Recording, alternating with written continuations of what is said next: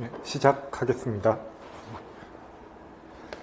네, 현대대수 수업이고요. 네, 현대대수 수업은 오늘부터 8주간 시작하겠습니다. 수업 시간에 대한 얘기는 다른 과목 하면서 설명했으니까 그냥 거의 넘어가면 되는데, 그러니까 기본적으로는 비슷한데, 일단 저희 현대대수 같은 경우는 월화 수업이잖아요. 그렇죠? 그래서 월화가 한 세트라고 생각을 하시면 되고요. 그러면 2시 반에 시작은 똑같이 항상 2시 반에 시작할 거고, 그럼 2시 반부터 30분 확인 학습하고 3시간 수업하고 질문 받고 마무리하게 됩니다. 근데 이제 이 확인 학습이라는 거는 이제 저번 시간에 배웠던 거를 리뷰하는 복습하는 의미라고 했는데, 자, 근데 월요일 날 한 거를 화요일 날 확인 학습을 하지는 않습니다. 그러니까 일주일 단위로, 그러니까 확인 학습은 월요일에만 있다고 생각을 하시면 돼요. 그래서 화요일 수업은 확인 학습 없이 전체 일정이 30분 당겨진다고 생각하시면 되고요. 그 다음 나머지 얘기는 그냥 50분 수업하고 10분 쉬는 걸 기본으로 한다라는 거랑, 그 다음에, 최종 끝나고 나면 이제 자료실에 필기 노트 올라가게 될 거고, 수업 완전히 끝났을 때 최종 자료 올라가게 될 거고요. 그 외에 필요한 거는 전공수학 카페 확인하시면 될 거고요. 자, 그러면 그냥 바로 수업으로 들어가도록 하겠습니다. 현대대수는 기본적으로 3가지를 얘기하고 있죠. 그렇죠? 자, 그래서 이것들에 대해서 배우는 거고요. 그러니까 일단 수학에서 주요 과목이라고 한다면은, 실제 임용 시험에서도 그렇고, 수학이라는 학문 자체를 봐도 그렇고, 해석학이랑 대수학이죠. 그렇죠? 그럼 해석학은 뭐 하는 학문입니까? 그냥 함수를 다루는 과목입니다. 그렇죠? 주로 미적분에 대한 얘기고, 그 미적분을 하기 위해서 파생되는 몇 가지 개념들, 급수라든지, 이런저런 얘기들, 수열이라든지, 그런 얘기들을 하는 과목이 해석입니다. 그렇죠?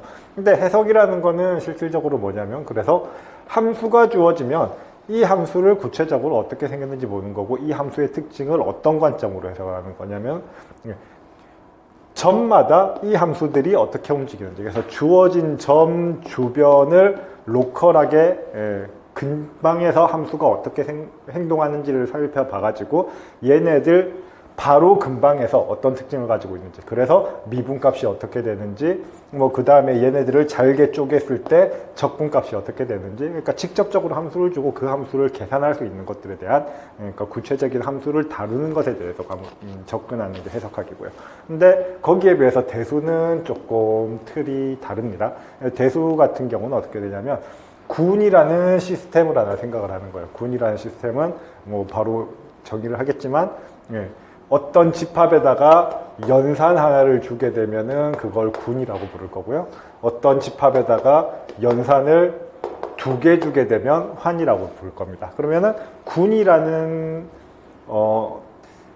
대상이 어떤 특징을 가지고 있고, 우리가 다루고자 하는 무언가가 이 특징을 그대로 가지고 있으니까 군의 특징을 이용해서 뭔가를 하겠다. 그래서 대수는 좀 더, 해석학은 구체적으로 무언가를 보는 거라고 한다면, 대수는 구조적인 관점에서 문제를 접근한다라고 생각을 하시면 됩니다. 그래서 실질적으로 어떤 똑같은 대상을 푸는데도 그거를 대수적으로 접근하느냐, 해석학적으로 접근하느냐에 따라서 이제 그러니까 얘기가 달라지기도 하는 거죠. 당장 수학 과목 중에서, 그러니까 대학 과목에서 조금 더 깊이 있게 들어가게 되면 정수론만 따지더라도 해석적 정수론이 있고 대수적 정수론이 있습니다. 그러니까 그냥 똑같이 디오판틴 방정식을 푸는데, 그러니까 정수해를 찾는 방정식을 푸는데, 그거를 구체적인, 그러니까 해석적인 방법으로 로컬하게 접근을 할 것인가, 아니면 구조적인 방법으로 접근할 것인가에 따라서 달라지는 거거든요. 그래서 해석 대수는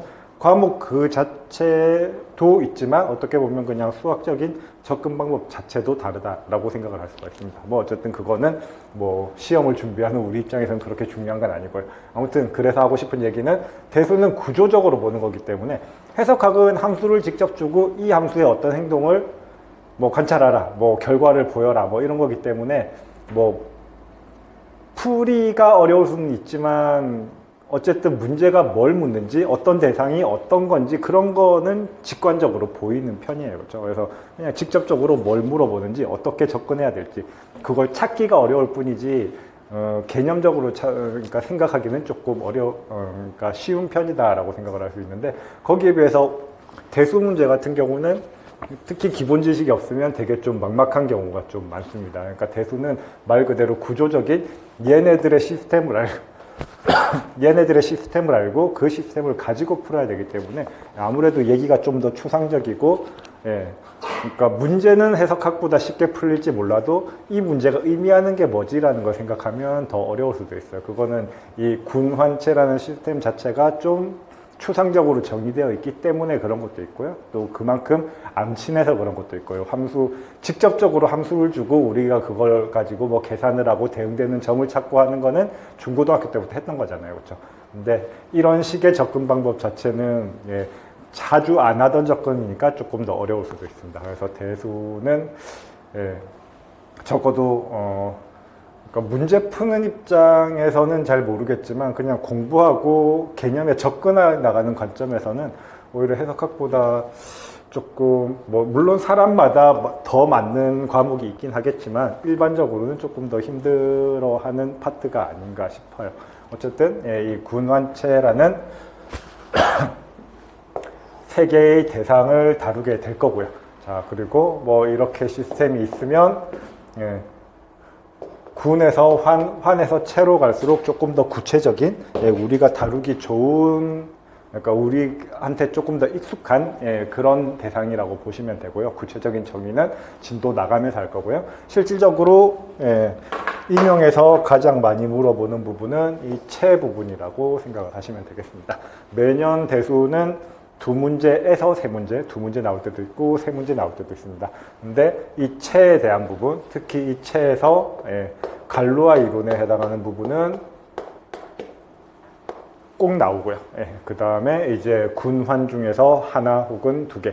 뭐 가끔은 이제 특히 환이랑 체도 어느 정도 겹치긴 하고요. 그래서, 예, 체 문제일 수도 있고 환 문제일 수도 있는 문제가 나오기도 하고요. 특히 갈루아 이론은 체와 군의 관계에 대한 얘기이기 때문에, 예, 체에 대해서 물어보지만 군의 지식이 필요한 경우도 굉장히 많습니다. 자, 그래서 이제 뭐 갈루아 이론 자체가 얘네들이랑 연결되어 있기도 하고, 뭐 어떻게 됐든 뭐를 중점으로 하든 갈루아 이론에 대한 문제 한 문제가 나오고 나머지 부분이 한두 문제 나온다라고 생각을 하시면 되겠습니다. 그래서 역시 제일 마지막에 할 갈루아 이론 부분이 제일 중요하고요.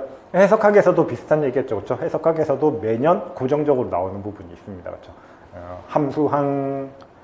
함수열에 대한 부분이에요. 그렇죠? 그래서 대부분은 균등수렴에 대해서 물어보고 가끔은 그냥 제곱급수에 대해서 물어보기도 합니다. 그렇죠? 자, 어쨌든 그렇긴 한데, 해석학 같은 경우는 그 균등수렴 부분에 대해서 물어볼 때 물어보는 형태는 되게 비슷해요.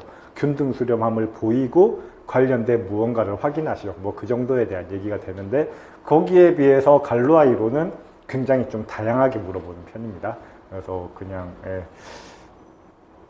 해석학 같은 경우는 똑같은 틀에서 함수를 복잡하게 해서 이 함수를 어떻게 다루느냐에 대한 질문이라면, 예, 갈루아 이론은 뭐 기출문제 확인하시면 아시겠지만 좀 뭐 딱 유형으로 물어본다라고 얘기하기 애매할 때 좀 다양하게 물어보는 편입니다. 그래서 그냥 전반적으로 여기에 대해서 아셔야 되는 거고요. 자, 그러면 뭐 어쨌든 그러면 군부터 출발해 보도록 하겠습니다. 자, 그러면 군이라는 게 뭐냐? 아까 대충 얘기했듯이 집합에다가 하나의 연산이 주어져 있는 시스템을 군이다라고 얘기를 한다라고 했어요. 그러면 연산을 먼저 정의를 하도록 하죠. 예.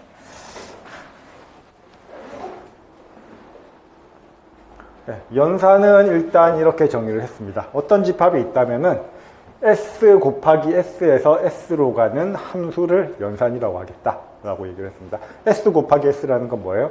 S에 대한 대상 두 개가 주어지면은 거기에 대해서 역시 S에 대한 원소인 하나가 나온다라는 얘기가 되는 겁니다. 그렇죠? 흔히 우리가 생각하는 덧셈이나 곱셈, 나눗셈 등등이 다 뭐 연산이다라고 얘기를 하면 되겠죠. 그렇죠? 자, 근데 우리가 일반적으로 연산이라고 표현을 하면, 예, 이렇게 같은 집합에 속하는 대상 두 개를 연산을 해서 역시 같은 대상이 되는 무언가가 되는 케이스를 연산이라고 하는데, 우리가 자주 다루는 연산이라고 취급하는 것 중에서는 그렇지 않은 녀석들도 많습니다. 그렇죠? 대표적으로 뭐가 있습니까? 스칼라곡 같은 경우는 어떻게 돼요? 상수에다가 벡터를 곱하면 벡터가 되는 형태잖아요. 그렇죠? 자, 그래서 이거는 실수랑 R3를 계산했더니 R3가 되는 케이스다라는 거예요. 이거는 서로 다른 두 대상을, 서로 다른 집합에 있는 두 대상을 연산해서 둘 중 하나에 있는 대상으로 나오게 되는 케이스예요. 그래서 이게 이 연산의 정의에는, 군에서 얘기하는 연산의 정의에는 맞지 않는 케이스입니다. 그렇죠? 자, 근데 이런 것도 우리는 뭐 어쨌든 계산에서 나오는 무언가니까 연산으로 퉁치긴 합니다. 근데 일단 우리가 군론에서 따지는 연산에서 하는 정의랑은 좀 달라진다라는 거예요. 뭐 비슷하게 뭐도 있습니까? 내적 같은 경우도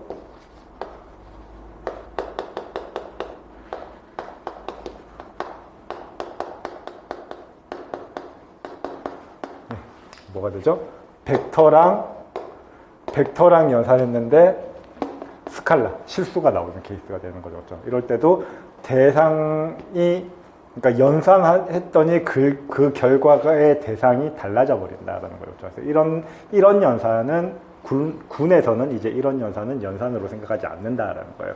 같은 집합에 있는 원소 두 개를 연산해서 여전히 그 집합 안에 들어가는 녀석들을 연산이라고 한다라는 거고요. 예.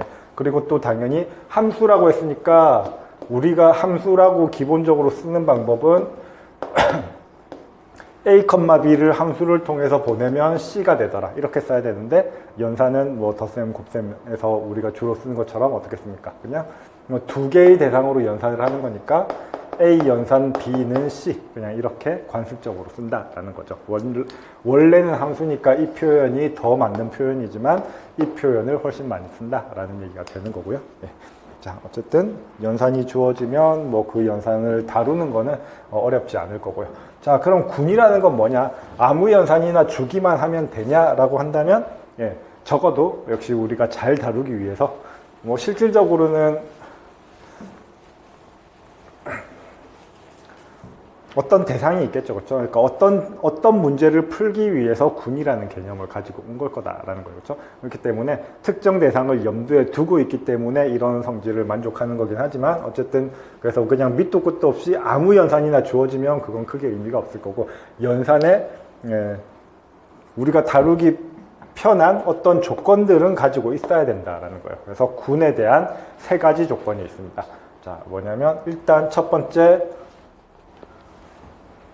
A 연산, B 연산 C는 A 연산 B 연산 C다. 뭐죠? 결합법칙이죠. 그렇죠? 네.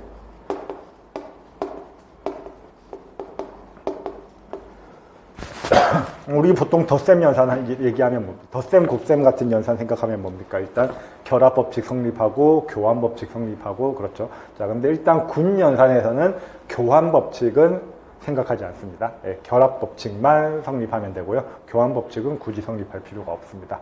실질적으로 군에서 이제 우리가 다루고 싶은 것들 중에서 꽤 중요하게 차지하는 게 함수 개념이거든요. 함수 같은 경우는 뭡니까? A 합성 B랑 B 합성 C가 반드시 같을 필요는 없잖아요. 그렇죠? 자, 그래서 그런 관점으로 생각하셔도 되고요. 어쨌든 군은 기본적으로는 교환법칙은 필요가 없습니다. 교환법칙은 굳이 요구하지 않습니다. 자, 결합법칙은 뭐 굉장히 중요하고요. 결합법칙이 성립하면 뭐가 좋습니까? 네, 뭐 그냥 받아들여도 그만이긴 합니다만은, 예, 연산이라는 건 기본적으로 이항연산 두 개가 주어지면, 뭐 덧셈 같은 경우도 A 더하기 B에 대한 예를 들어 덧셈이라고 생각하면 A 더하기 B가 정의가 되면은 실질적으로 뭐가 정의가 되는 겁니까? 두 개를 연산할 수 있으면 유한계를 연산할 수 있죠. 그렇죠? A 더하기 B를 할 수 있으면 A 더하기 B 더하기 C도 할 수 있죠. 그렇죠? 그렇게 할 수 있는 게 그냥 무조건 두 개 연산되면 되느냐가 아니고 뭐가 있기 때문에 그렇습니까? A 더하기 B 더하기 C를 한다는 건 사실 우리 어떻게 하는 거예요? A에다가 B를 더한 다음에 거기다 C를 더하는 거잖아요. 그렇죠? 그러니까 두 개가 되면 세 개도 되더라 라는 얘기를 하기 위해서는, 예, 하나를 먼저 하고 다른 하나를 한다라는 개념이 포함되어 있는 겁니다. 근데 만약에 A에다가 B를 더하고 그 다음에 C를 더한 거랑 B에다가 C를 더하고 그 다음에 A를 더한 거랑 이게 달라지면 어떻게 됩니까? 그러면 A 더하기 B 더하기 C라는 표현을 쓸 수가 없죠. 왜냐하면 이거랑 이게 다를 테니까. 그렇죠? 자, 그러니까 결합법칙이라는 얘기는 결국 두 개에 의해서 정의된 연산을 유한계까지 확장시켜주는 법칙이다라고 생각하실 수 있는 거예요. 그렇죠? 자, 그래서 어쨌든 이항연산이 결합법칙까지 성립하면 그냥 유한계 연산까지는 우리는 자유롭게 할 수 있다라는 얘기가 되는 거고요. 자, 아무튼 자, 결합법칙 성립해야 되고 그 다음에 연산에 대한 항등원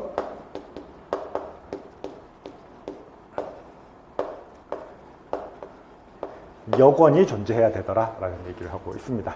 자, 그래서 기본적으로 항등원의 정의는 모든 A에 대해서 연산이 지금 교환법칙이 성립하지 않는 케이스입니다. 그렇죠? 교환법칙이 성립하지 않기 때문에 두 방향에 대해서 다 똑같이 어떤 A랑 연산을 하더라도 A 연산 E랑 E 연산 A가 동시에 A가 되는 그런 원소를 항등원이라고 부를 거고요. 여건도 마찬가지 A가 주어질 때마다 A랑 A-를 연산한 거랑 A-랑 A를 연산한 거랑 그러니까 순서를 바꾸더라도 여전히 항등원이 나오는 녀석을 여건이라고 하겠다라는 겁니다. 그렇죠? 자, 그래서 이거 쌍방향 하나만 되면 되는 게 아니라 양방향 다 돼야 된다라는 조건이 있는 거고요. 항등원도 여건도. 자, 어쨌든 뭐 항등원, 여건은 익숙한 얘기니까. 그래서 군의 기본 조건은 뭡니까? 주어진 연산에 결합법칙 성립해야 되고 그 연산에 대한 항등원, 여건이 존재해야 군이다라는 겁니다. 세 가지 조건인 거죠. 그렇죠? 그리고 연산이라는 말 안에 뭐가 포함이 되어 있습니까? S라는 집합과 S라는 집합을 연산하면 S로 간다라고 했으니까 벗어나는 애가 없는 거예요. 그렇죠? 닫혀 있다라는 조건이 이 우리가 처음에 정의한 연산 안에 닫혀 있다는 조건이 포함되어 있는 겁니다. 그렇죠? 자, 그래서 실질적으로는 네 가지 조건이라고 생각을 하면 되는 거겠죠. 그렇죠? 연산이 닫혀 있으면서 결합법칙 성립하고 항등원, 여건 존재해야 된다라고 얘기를 할 수 있습니다. 자, 그리고 이왕이면 물론 이제 교환법칙은 성립할 필요가 없긴 하지만 교환법칙이 성립하면 우리는 더 다루기가 편하겠죠. 그렇죠? 자, 그래서 교환법칙이 성립하는 군은 이제 말 그대로 교환이 가능하니까 가환군이라고 부르고요. 아니면 아벨군이라고 부르기도 합니다. 네.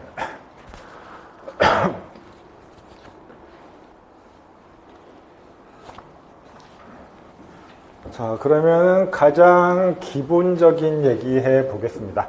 군일 때 항등원과 여건은 유일하다. 네. 그러니까 항등원이 존재한다라고 했지 항등원이 딱 하나라고 얘기한 적은 없습니다. 그렇죠? 일단 군의 조건에선 그래요. 여건도 존재한다라고 했지 여건이 딱 하나로 결정된다라고 얘기한 적은 없습니다. 그렇죠? 자, 근데 앞에 있는 그 연산의 조건만 있으면 유일성은 그냥 보장이 되니까 굳이 정의에 넣을 필요는 없다라는 거예요. 자, 그러면은 유일성이 보장이 된다라는 건 어떻게 확인할 수 있습니까?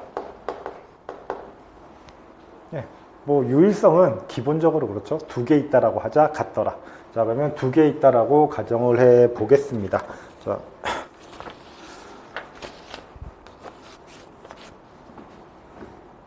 항등원에 대해서 얘기를 한다면은 이와 이 다시라고 할까요? 아, 여건을 우리가 다시라고 썼으니까 이원 이투라고 하겠습니다.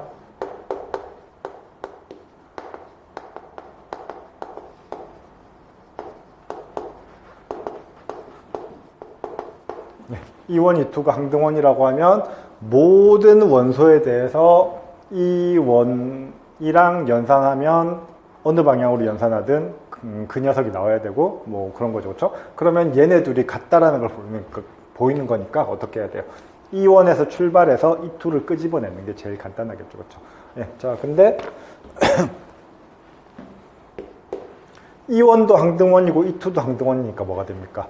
이 투는 이 원이랑 연산하면 이 원을 만들어 줘야 돼요. 그렇죠? 그러면은 이 원은 이 원 연산 이 투라고 쓸 수가 있네요. 그렇죠? 근데 또 이 원도 뭡니까? 항등원이니까 이 투랑 연산하면 이 투를 만들어 줘야 됩니다. 그러니까 이 원 연산 이 투는 E1도 되고 E2도 되는 거죠. 그래서 E1과 E2는 같더라라고 보이는 거예요. 그렇죠? 항등원이라고 하면 두 개라고 하면 같더라. 그러면 유일하다라는 얘기가 되는 거겠죠. 여건도 마찬가지겠네요. 그렇죠?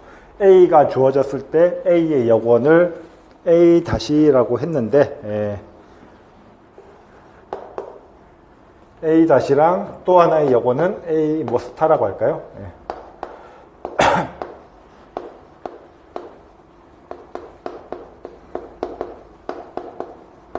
역시 보여야 될 거는 그러면 A-가 A-랑 같다라는 걸 보여야 되는 거고요. 그러면은 이 식에서 A-라는 식에서 A-를 끄집어내야 됩니다. A-는 어떻게 끄집어낼 수 있습니까? 여건은 항등원이랑 관계가 있죠. 그렇죠? 그러니까 A-를 그냥 A-라고 쓰지 말고 A-연산 E라고 쓰자라는 거예요. 그렇죠? 자, 그런데 E는 항등원이니까 뭐라고 쓸 수가 있습니까? A와 A-의 연산으로도 생각을 할 수가 있고 A와 A-의 연산으로 생각할 수가 있어요. 둘 다 여건이라고 했으니까. 근데 A-에서 출발해서 우리는 뭐를 끄집어내고 싶은 거니까 A-를 끄집어내고 싶은 거니까 E를 A-라고 써주면 되겠죠. 그렇죠? 물론 순서 바꿀 수도 있겠지만 최종 목적이 우리는 A-를 만드는 거기 때문에 이 순서로 해야지 A'이랑 A가 연산돼서 없어질 거예요. 그렇죠? 네.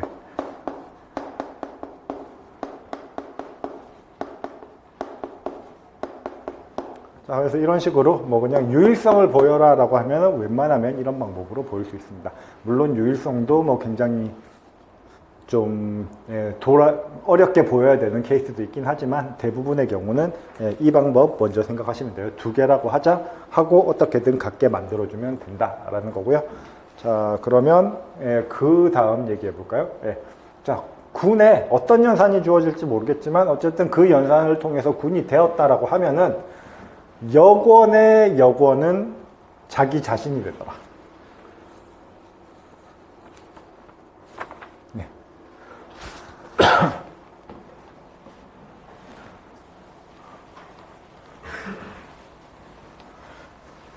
이 얘기 가능한가요? 여권의 여권은 자기 자신이다.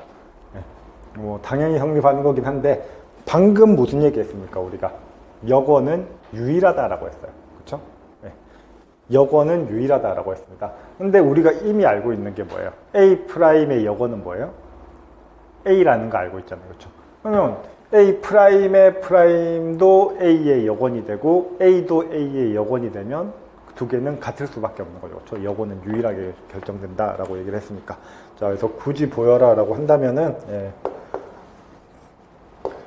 A''의 프라임 스타 A랑 A 스타 A''의 프라임은 A''의 프라임 정의상 얘는 항등원이 될 거고 그 다음에 A''의 정의상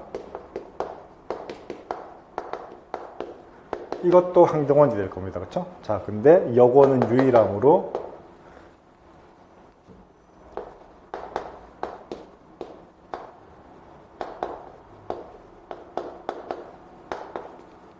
A''의 프라임이랑 A는 같아질 수밖에 없는 거죠. 뭐 이런 식으로 확인해 주시면 되겠습니다.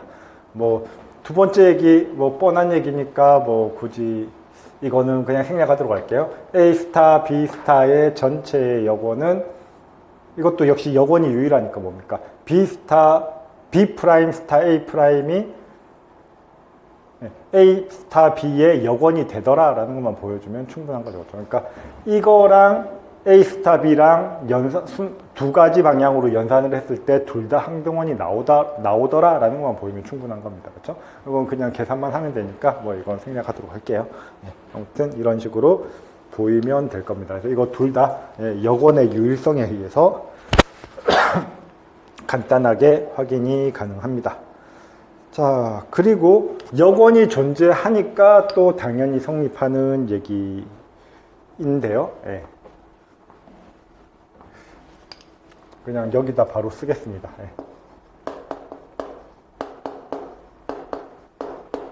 A 스타 B랑 A 스타 C가 A와 B를 연산한 거랑 A랑 C를 연산한 게 같다라고 하면은 어떻게 됩니까?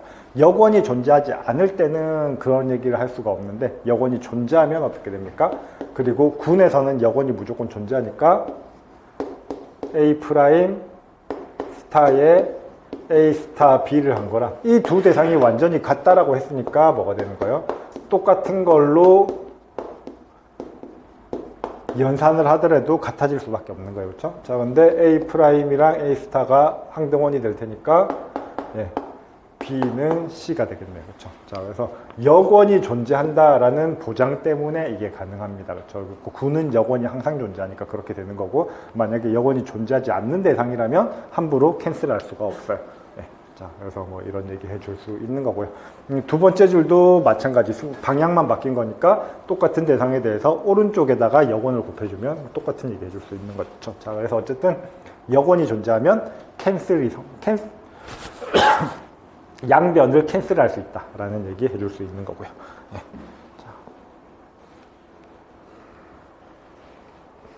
자, 그러면 실질적인 이제 군에 대한 얘기 확인을 해 보겠습니다. 그러니까 어떤 녀석들이 군이고 어떤 녀석들이 군이 아니냐라는 겁니다. 당연히 정수, 유리수, 실수, 복소수는 군이 되죠, 그렇죠? 어디서? 덧셈에 대해서. 네, 이거 뭐 그냥 덧셈의 기본 성질이잖아요. 결합법칙 성립하고 항등원 존재하고 역원 A가 주어지면 마이너스 A로 선택할 수 있고, 그렇죠? 자, 그래서 뭐 이거 덧셈에 대해서는 당연히 군이 되는 거고, 그리고 자연수는 당연히 안 되겠죠. 뭐가 없으니까? 역원이 없으니까, 그렇죠? 그래서 덧셈에 대해서는 안 되고요. 그러면 이 정수, 유리수, 실수, 복소수에 대해서 덧셈만 정의되느냐라고 한다면 곱셈이란 연산도 존재하잖아요. 그렇죠? 그럼 얘네들은 곱셈에 대해서는 군이 됩니까? 예, 뭐 때문에 안 되죠? 역원이죠. 그렇죠? 자, 그러니까 다른 애들은 다 뭐 일단 정수는 제외하고 예. 정수는 당연히 역원이 존재하지 않고 2에 대한 역원도 존재하지 않고 3에 대한 역원도 존재하지 않는데 유리수, 실수, 복소수 같은 경우는 어떻게 됩니까?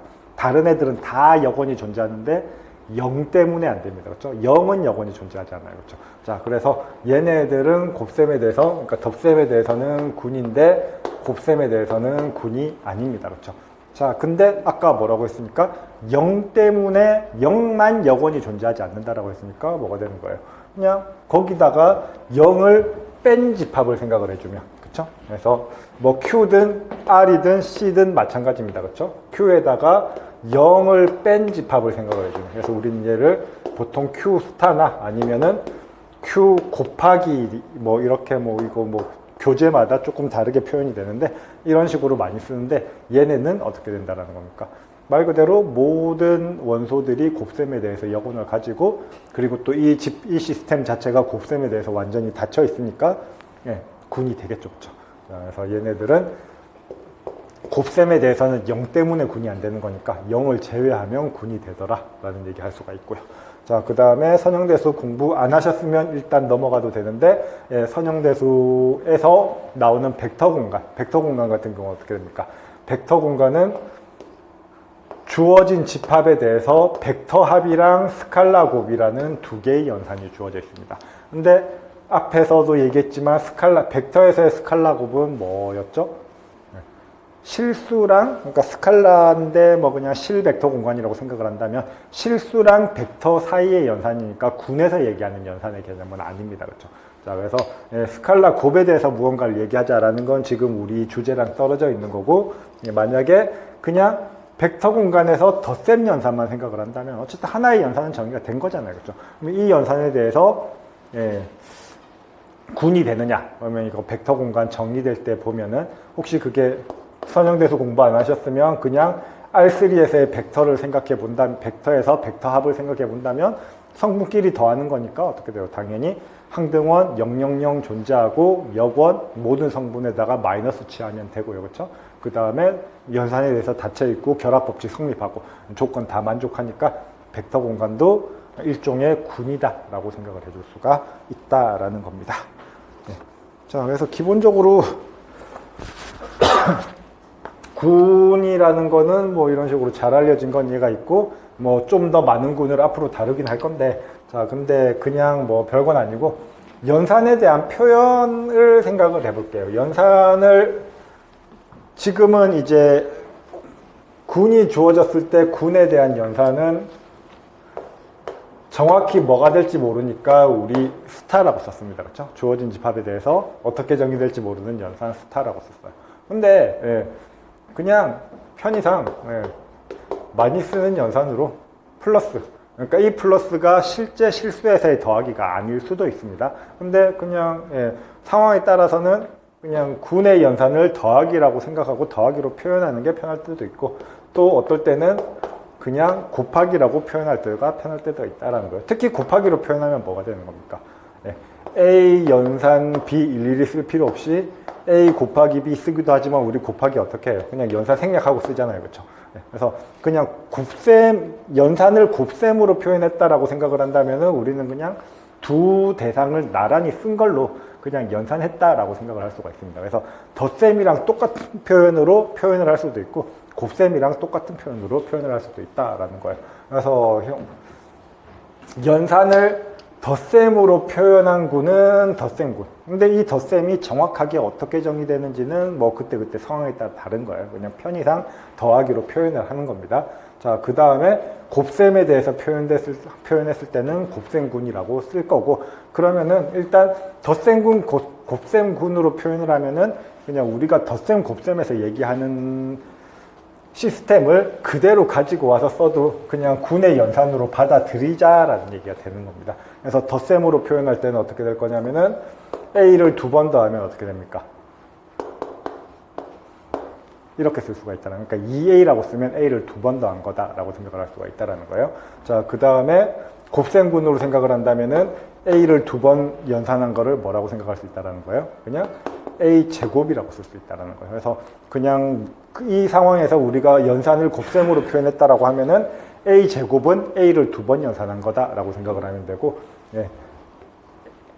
그러니까 2A는 역시 연산을 덧셈으로 생각했을 때 A를 두 번 연산한 거다라고 생각을 하시면 된다는 거예요. 그래서 주의하셔야 될 게 군에서 2A라고 쓴다면 이건 뭐예요?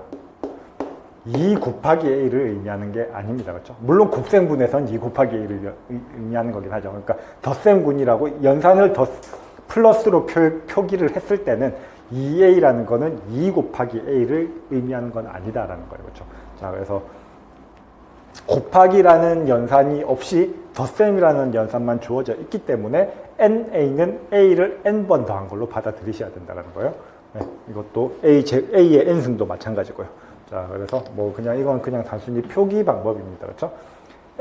덧셈군이라고 한다면은 NA는 A를 N번 더한 거. 그 다음에 마이너스 NA는 A의 역원을 N번 연산한 거. 이렇게 이해를 하시면 된다라는 거고요. 그 다음에 항등원은 덧셈에 대한 항등원은 뭡니까? 0이니까 그냥 0이라고 쓰겠다라는 거예요. 그렇죠? 곱셈군이면 항등원을 1이라고 쓰겠다라는 거죠. 그래서 표기를 우리가 친숙한 표기로 하기 위해서 상황에 따라 덧셈군, 곱셈군을, 그러니까 군에 대한 연산 표현을 덧셈, 곱셈으로 표현을 하자라는 거고요.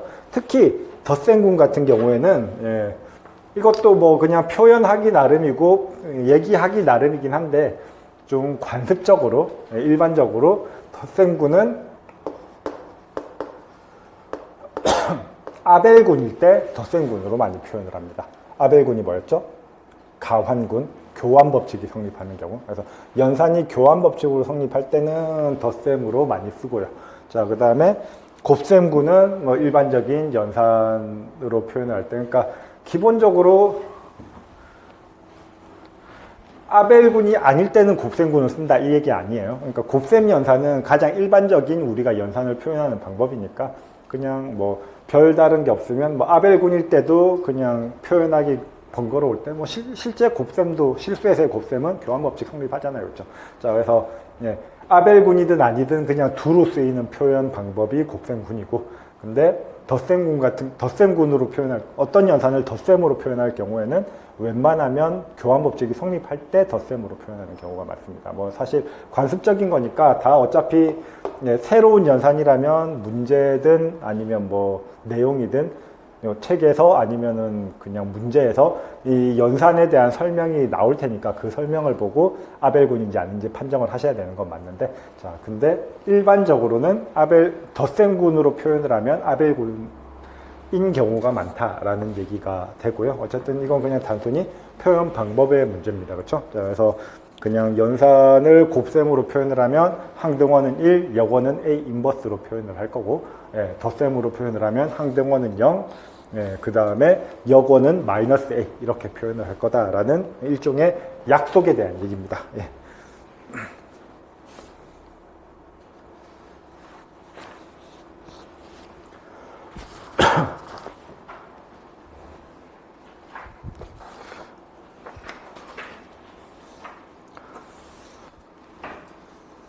자, 그러면 이제 그냥 방금 예로 들었던 뭐 자연수, 정수, 실수, 복소수, 유리수 이런 애들보다는 조금 복잡한 시스템의 군 한번 생각을 해보겠습니다. 네. 행렬 같은 경우는 어떻게 될 거냐라는 거고요. 특히 n 곱하기 n 행렬. n 곱하기 n 행렬 같은 경우에는 연산이 몇 개 정의됩니까? 역시 마찬가지죠. 덧셈도 정의되고 곱셈도 정의되고, 그렇죠. n by n 같은 경우. 그러면 덧셈에 대해서는 뭐 그냥 성분끼리 더하는 거니까 가완군이 될 거고, 항등원은 영행렬이 될 거고, 뭐 역원은 a가 주어지면 마이너스 a가 될 거고, 뭐 그냥 굉장히 쉬운 케이스가 될 거고. 자, 근데 곱셈에 대해서 n by n 행렬은 군이 됩니까? 일단 확실한 건 교환법칙 성립하지 않아요. 근데 교환법칙은 군이랑은 상관이 없습니다. 그렇죠? 자, 그러면 뭐 때문에 안 되죠? 당연히 행렬은 역행렬이 존재하지 않는 애들이 있습니다. 그렇죠? 역행렬이 존재하지 않는 애들이 있으니까 군이 안 됩니다. 그러면은 가역행렬들, 역행렬이 존재하는 애들만 골라가지고 n by n 행렬의 부분집합을 하는 생각을 한다면, 그래서 그거를 GL n, r이라고 쓰는데 얘는 역행렬이 존재하는 n 곱하기 n 행렬들이에요. 그래서 n 곱하기 n 행렬은 일반적으로 실수 성분의 n 곱하기 n 행렬은 mn의 r이라고 많이 쓰거든요. 자, 그래서 이렇게 썼다라고 하면은, 자, 얘 중에서 가역행렬들인 애들을 다 모아놓은 거예요. 그럼 얘는 덧셈 말고 곱셈에 대해서는 군이 될 것인가? 라는 질문입니다. 덧셈에 대해서는 군이 됩니까? 당연히 안 되죠? 네, 뭐 때문에? 0은 가역행렬이 아니잖아요. 영행렬은 가역행렬이 아니잖아요. 그렇죠? 자, 그래서 덧셈에 대해서는 군이 안 되는데 곱셈에 대해서는 군이 되나요? 그렇죠? 가역행렬은 말 그대로 역행렬이 존재하는 거고, 그러면 질문은 그건 거잖아요. 역행렬이 존재하는 애들끼리 곱해서 여전히 역행렬이 존재할 것이냐. 왜냐하면 행렬 곱하기에 대해서 결합법칙이 성립한다는 거 쉽게 알 수 있고요. 그렇죠? 자, 그 다음에 항등행렬 존재한다는 것도 쉽게 알 수 있고, 항등행렬은 가역행렬이니까. 그 다음에 역원도 가역행렬 말 자체가 뭐예요? 역행렬이 존재하는 행렬이다라는 얘기가 되는 거니까 역원도 존재한다는 게 명확해요. 그래서 기본 조건들은 다 가지고 있습니다. 딱 뭐만 체크하면 되냐면 닫혀있냐만 체크하면 되는 거예요. 네. 연산에 대해서 닫혀 있습니까? 네. 역행렬이 존재하는 행렬끼리 곱하면은 곱한 거의 역행렬은 뭐가 돼요?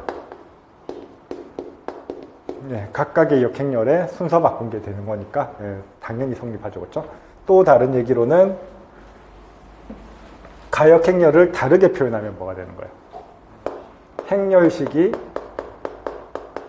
0이 아닌 행렬이다 라고 표현을 할 수가 있어요. 그렇죠? 그러면 행렬식은 A 곱하기 B의 행렬식은 각각의 행렬식의 곱이랑 같으니까 0이 아닌 것끼리 곱하면 여전히 0이 아니게 됩니다. 그렇죠?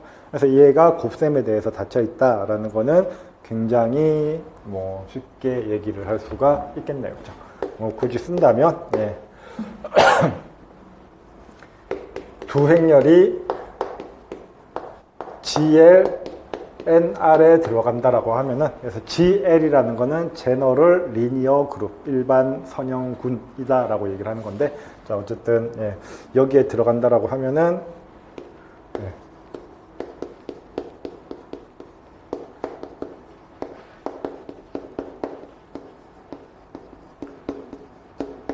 곱의 행렬식은 각각의 행렬식의 곱이랑 같으니까 0은 아니다 라는 거예요. 그렇죠? 자, 그러니까 뭐가 됩니까? 예, A, B는 다시 예, 이 집합에 포함이 된다라는 거죠. 그렇죠? 닫혀 있으니까 뭐 나머지 결합법칙, 항등원, 역원은 당연한 얘기가 되는 거예요. 그렇죠? 첫 번째로 예, 행렬곱 자체가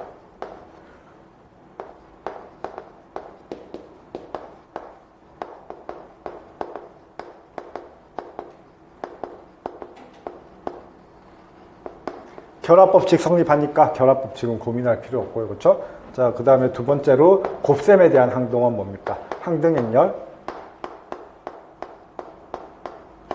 예, 뭐 3x3는 아니지만 어쨌든 항등행렬. 예, i는 그냥 이렇게 쓸까요? 예.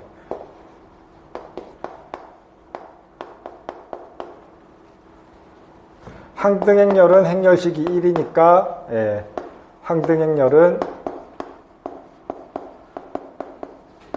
여기에 포함이 됩니다. 그렇죠? 그리고 항등행렬은 곱셈에 대한 항등원이라는 거 뭐 알고 있으니까 굳이 쓸 필요 없을 거고요. 자, 그 다음에 네, 역원도 마찬가지가 될 거고요. 그렇죠? 네.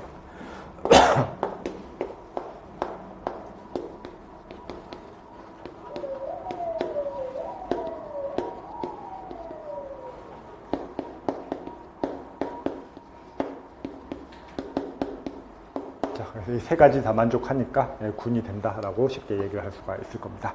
이렇게 표현이 가능하고요.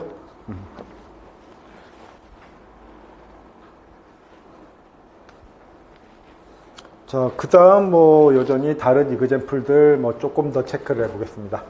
주어진 다음 집합과 연산이 군이 되는지 확인하시오 라고 얘기를 했습니다.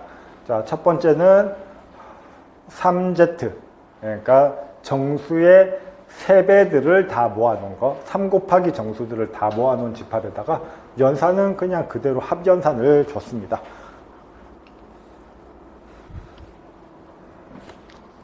네, 그럼 이거 군이 됩니까?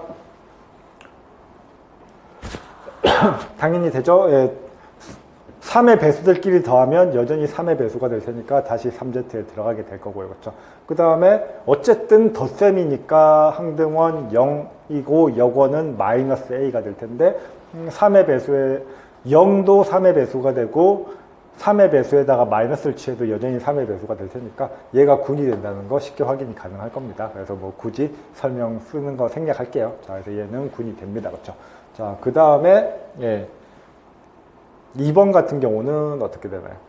곱셈에 대해서 R스타는 0을 제외한 거라고 했습니다. 그래서 0이 아닌 실수들의 집합에서 실수들의 집합은 곱셈에 대해서는 군이 된다라고 얘기를 했습니다. 나눗셈에 대해서는 군이 됩니까? 네.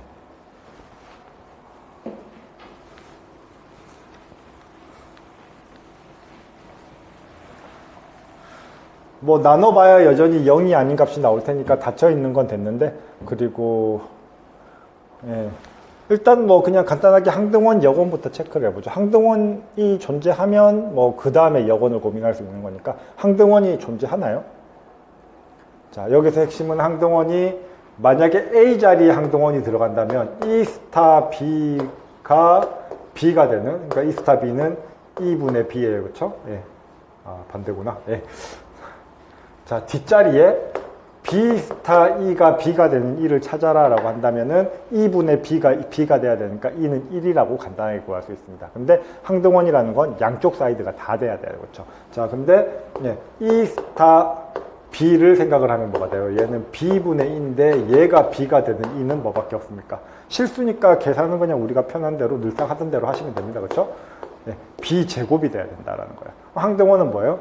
모든 B에 상관없이 일정한 하나의 원소가 돼야 되는데 B마다 그렇게, 그러니까 얘가 똑같아지는 애가 B마다 계속해서 바뀌면서 결정이 되는 거잖아요. 그럼 이건 항등원이라고 할 수가 없는 거죠. 그렇죠? B에 따라서 결정이 되니까 얘는 항등원이 아니에요. 모든 B에 대해서 다 성립해야 되는데, 자, 그래서 2번 같은 경우는 항등원이 존재하지 않습니다. 그렇죠? 자, 그래서 이런 케이스에서는 안 되고요. 세 번째, 복소수 집합인데 A 스타 B를 곱한 거의 크기로 정의를 했습니다. 자, 그러면 이거 뭐 고민할 필요 없네요. 이거 군 됩니까, 안 됩니까? 네. 원리는 똑같습니다. 왜 고민할 필요가 없냐면 A, B의 절대값은 뭐예요? 복소수의 절대값은 뭐예요? 실수죠. 절대값은 원점에서부터의 거리, 그러니까 복소평면에서 원점에서부터의 거리니까 실수가 되는 거잖아요. 그렇죠? 자, 그래서 어쨌든 연산을 한 결과가 무조건 실수가 돼요. 그러면은 실수가 아닌 복소수랑 어떤 값을 연산을 해도 그 결과는 실수가 된다는 거는 뭐가 존재하지 않는다는 얘기가 되는 겁니까? 네. 어떤 거랑 연산해서 자기 자신을 만들어야지 항등원인 건데, 자, 근데 무조건 실수로 바꿔버려요. 그러면 항등원이 존재하지 않는다는 얘기가 되겠죠. 그래서 3번 같은 경우도 똑같이 항등원이 존재하지 않으니까 2번, 3번은 군이 될 수 없다라고 얘기를 할 수 있습니다. 자, 그 다음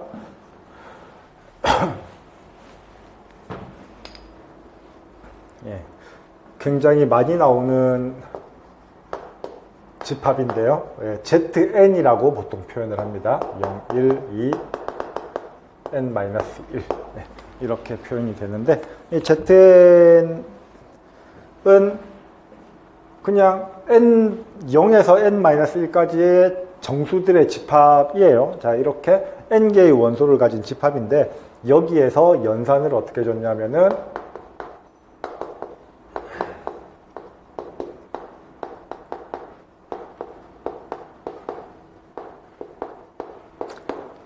그냥 더하면 예, 당연히 이 ZN을 벗어나는 애들이 있으니까 예, 얘네들이 닫혀있게 하기 위해서 N으로 나눈 나머지로 줬습니다. 그러면 이렇게 주면은 얘는 군이 될 거냐라고 질문을 한 거고요. 예, 뭐 사실 뭐 정수론에서 법에 대해서 계산을 뭐 해보셨다면은 얘가 군이 된다는 건 쉽게 생각을 할 수가 있습니다. 그렇죠? 모드 N에 대해서 계산을 할 때 우리는 그냥 정수처럼 자유롭게 더하고 빼고 했었잖아요. 그렇죠? 그렇기 때문에 얘는 예, 된다는 거 알 수 있는데 어쨌든 형식적으로 보여보겠습니다. N으로 나눈 나머지예요. 자, 그러면은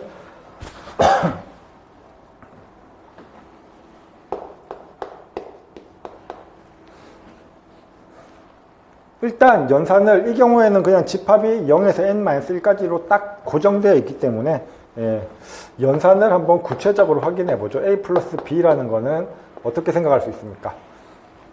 A랑 B를 더하면은 여기에 있는 원소들에서 A랑 B를 더하면은 나올 수 있는 범위가 어떻게 되는 거예요? 가장 작은 건 0 더하기 0이니까 0이 될 거고 가장 큰 거는 N-1 더하기 N-1이니까 2N-2가 될 겁니다. 그렇죠? 그러니까 2N을 넘을 수가 없어요. 그렇죠? 2N을 넘을 수가 없으니까 N으로 나눈 나머지다 라고 해봐야 더해서 N보다 작으면은 그냥 그대로 A 플러스 B가 될 거고요. 그렇죠? 더해서 N보다 크면 어떻게 될까요? A 더하기 B에다가 예, N을 빼기만 하면 되는 거죠. 그렇죠? 자, 그래서 A 더하기 B가 N보다 작을 때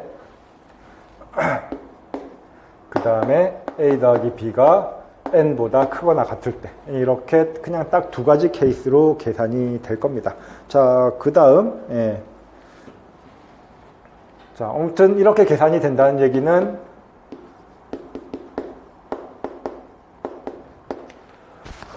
연산을 해도 다시 ZN에 들어가더라. 그러니까 연산이 닫혀있다라는 얘기 할 수가 있고요. 그 다음에 세 가지 조건 생각을 하면 됩니다.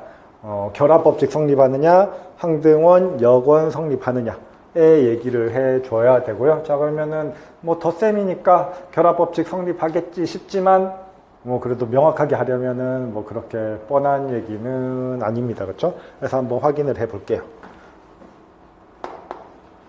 결합법칙에 대한 얘기를 할 건데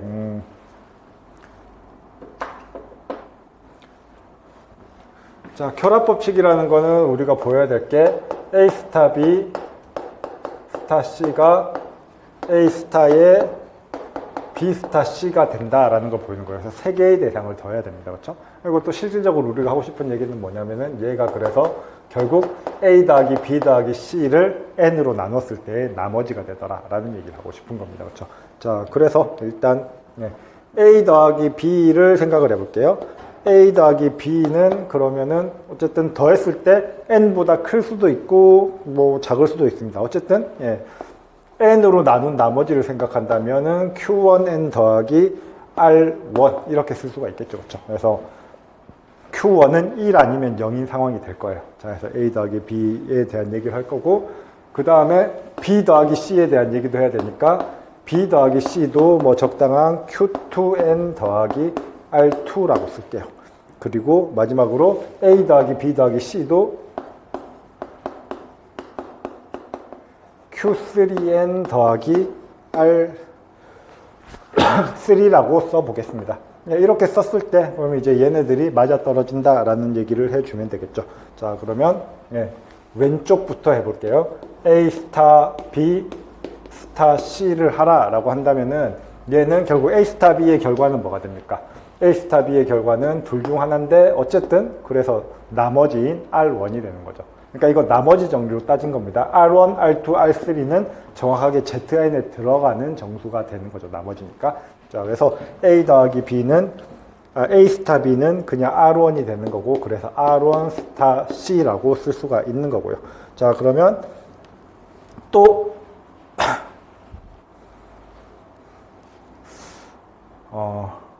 그냥 R1 스타 C라고 쓸 수가 있는 거고요. R1 스타 C를 계산하기 위해서는 R1 더하기 C를 생각을 해야 되는 거니까 여기서 그냥 R1 더하기 C를 한번 생각을 해볼게요. 이거는 여기서 끝내고 R1 더하기 C는 어떻게 쓸 수 있습니까? R1은 A 더하기 B 마이너스 Q1N입니다. 그렇죠? 자, 그래서 얘는 A 더하기 B 마이너스 Q1N 더하기 C가 될 거고, 근데 A 더하기 B 더하기 C는 뭐라고 쓸 수가 있습니까? Q3N 더하기 R3라고 쓸 수가 있어요. 그럼 얘는 Q3 마이너스 Q1의 N 더하기 R3라고 쓸 수가 있네요. 그렇죠? 자, 그래서 결론적으로 뭐가 됩니까? A 스타 B 스타 C는 결국 A 더하기 B 더하기 C를 N으로 나눈 나머지인 R3가 되더라 라고 얘기를 해줄 수가 있는 거죠. 그렇죠? 여기서 equal R3라고 쓰면 안 되고, 자, 이쪽으로 넘어갈게요.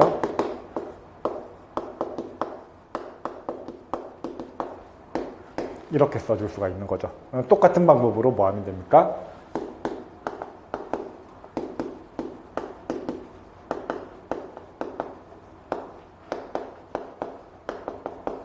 이걸 계산하더라도 B 스타 C 자리에 얘를 써 주고 이제 쭉 같은 방법으로 계산을 하면 얘도 R3다라는 거 쉽게 알 수 있다라는 거예요. 그렇죠? 자, 그래서 결론적으로 둘 다 A 더하기 B 더하기 C를 N으로 나눈 나머지가 되기 때문에 같아지더라. 결합법칙이 성립하더라 라는 얘기 해줄 수 있습니다. 결합법칙 성립하면 나머지는 고민할 필요 없죠. 그렇죠? 항등원은 뭐가 됩니까?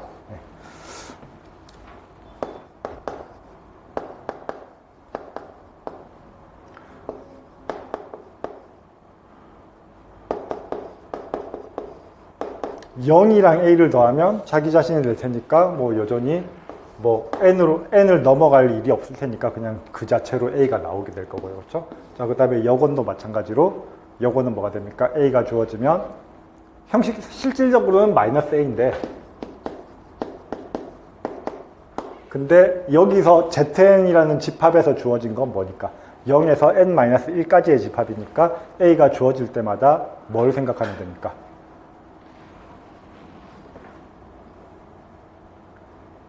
두 개로 나눠야 되긴 하네요.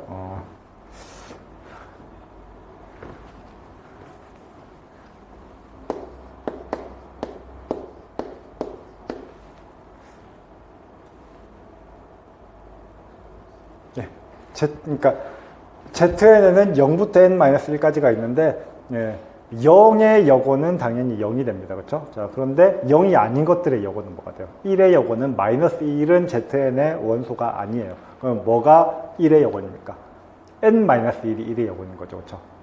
자, 그러니까 우리가 해야 될 거는 더해서 0이 나오는 건데, 이 스타의 개념에서 0이라는 건 결국 뭐랑 똑같아요? 0일 수도 있고 n일 수도 있는 거잖아요. 그렇죠? 그래서 더해서 0이 나오거나 더해서 n이 나오는 게 여건이 될 거고, 그러니까 zn-0, 그러니까 0이 아닌 a에 대해서는 a 스타 n-a랑 n-a 스타 a를 하면은 둘 다 0이 된다는 거 쉽게 알 수 있습니다. 그러니까 n이 되는데 a 스타는 그거를 n으로 나눈 나머지니까 0이 될 겁니다. 그렇죠?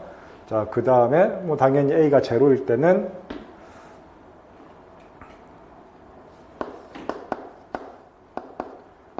제로 스타 제로는 제로가 될 거고요. 그렇죠? 어쨌든 그래서 항등은 역원 존재한다라는 얘기 할 수 있죠. 그렇죠? 0의 역원은 0이고 0이 아닌 a의 역원은 n-a가 된다라고 얘기를 해줄 수가 있는 거죠. 그래서 결합법칙 성립하고 항등원, 역원 존재하니까 되더라라고 얘기를 해줄 수 있습니다. 그래서 4번은 성립하고요. 뭐 나중에 다시 얘기를 하긴 하겠지만 그래서 ZN이라는 거는 정수론에서 우리가 법 N에 대한 시스템으로 따지는 수 체계를 의미해요. 그래서 그냥 간단하게는 어쨌든 정수로서는 0부터 n-1까지의 집합이니까 그냥 직접적으로 0, 1, 2하고 연산을 이렇게 n으로 나눴을 때 나눈 나머지다 라는 관점으로 생각을 할 수도 있고요. 아니면 이거를 이제 우리가 나중에 상군이라는 개념으로 배우게 된다면은 물론 그때 가면 또 얘기를 하겠지만 어쨌든 이 하나하나를 그냥 숫자 하나가 아니라 일종의 집합, 동치관계에서의 동치류의 개념으로 생각을 할 수가 있거든요. 자, 그래서 그렇게 생각을 할 때는 이 0, 1, 2, n-1을 그냥 정수 0, 1, 2랑 구분하기 위해서 여기에 발을 붙이는 경우도 있습니다. 어떻게 됐든지 간에 이거는 그냥 표현하기 나름인 거고 편한 표현을 쓰시면 되는 거고 ZN이라는 거는 그냥 n으로 나눴을 때의 나머지 그래서 0부터 n-1까지의 집합인데 계산 자체는 n을 넘어가게 되면 다시 이제 n으로 나눴을 때의 나머지 그러니까 다시 돌아가게 되는 그런 개념이라고 생각을 하시면 되겠습니다. 자, 그래서 여기까지 해서 그냥 군에 대한 가장 기본적인 정의랑 몇 가지 예에 대한 얘기를 그러니까 이그젬플을 살펴봤습니다. 자, 그러면은 이제 또 군이 주어지면 할 수 있는 새로운 용어, 위수라는 용어에 대해서 정의를 다음 시간에 정리를 해보도록 하겠습니다. 10분 쉬었다가 이어서 하겠습니다.